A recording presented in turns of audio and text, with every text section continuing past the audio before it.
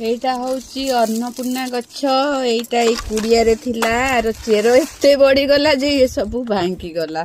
ତେଣୁ ୟାକୁ ଟ୍ରାନ୍ସଫର କରିବାକୁ ପଡ଼ିବ ଏଇ ଅଖାକୁ।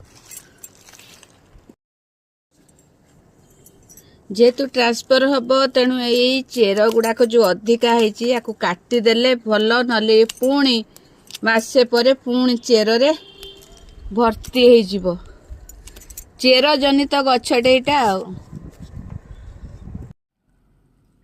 ଗୋଟେ ଗଛରେ ଚେର କେତେ କେତେ ଚେର।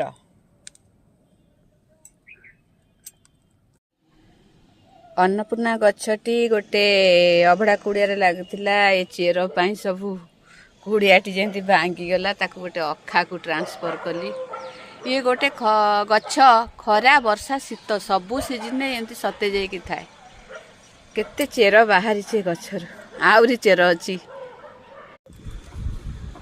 ଯେହେତୁ ଗଛଟି ସାଙ୍ଗେ ସାଙ୍ଗେ ଲାଗିଲା, ଗଛରେ କିଛି ପାଣି ଦେଇଦେବା।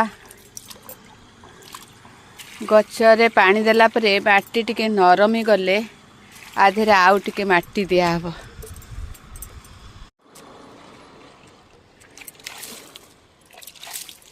ଗଛରେ ଏମିତି ଟିକେ ପାଣି ଛିଞ୍ଚି ଦେଲେ ବି ଗଛ ସତେଜ ରହିବ।